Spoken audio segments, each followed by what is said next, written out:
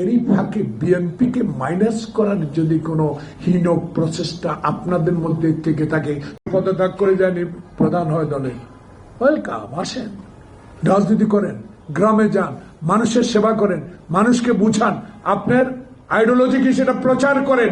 Ideology প্রচার না হতে এখনো ঢাকা শহরে বসে বসে বিএনপির মতো একটা আটলান্টিক মহাসাগরের মতো দল, যেই দল কয়েকবার ক্ষমতায় ছিল, যেই দলের নেতা বাংলাদেশের স্বাধীনতা ঘোষণা না করলে সেদিন শেখ মুজিব স্বাধীনতা ঘোষণা করতেন না, পাকিস্তানের প্রধানমন্ত্রী হইতেন, আর তার সমালোচনা করে বসে আছেন আপনারা।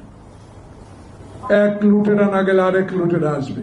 আরে লুট কারা 9.5 মাসে করছে, হিসাব বাইর হবে। আকামো বোঝাবো বলছেন বিদেশে যান, 9.5 মাসে 10 বার বিদেশে গেলেন, আক্ষেপ নাই আমার দুঃখ নাই, উনি যাবেই,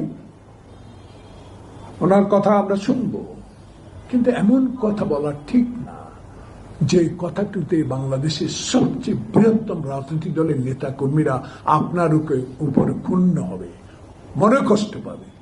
নির্বাচন শুধু আমরা চাই, হিসাব করে দেখেন না কয়টা দল নির্বাচন চায়।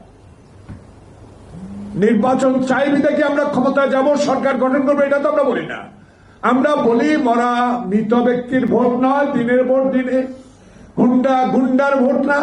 আমরা এমন ভোট চাই যে ভোটে রাজনৈতিক অধিকার, গণতন্ত্র প্রতিষ্ঠার, ভোটাধিকার প্রতিষ্ঠার আন্দোলনে যেই সকল দল অংশগ্রহণ করেছে সেই সকল দলেই একটি সুষ্ঠু নির্বাচনে সরকারে যাবে, সরকার গঠন করবে, তখনই সিদ্ধান্ত নেবে দেশে করিডোর দিব কি, বন্দর দিব কি, সচিবালয় অধ্যাদেশ জারি করবো কি, সেগুলো তাদের বিষয়।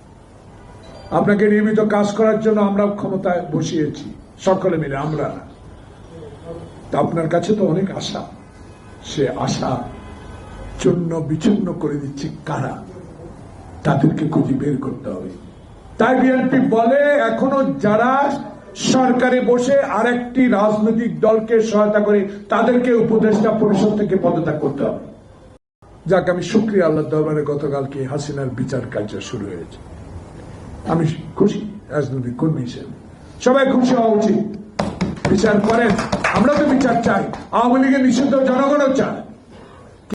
এরই ফাঁকে বিএনপিকে মাইনাস করার যদি কোনো হীন প্রচেষ্টা আপনাদের মধ্যে থেকে থাকে, বিরুদ্ধে লড়াই করার জন্য তারেক রহমানের হাজারো লক্ষ কর্মী প্রস্তুত।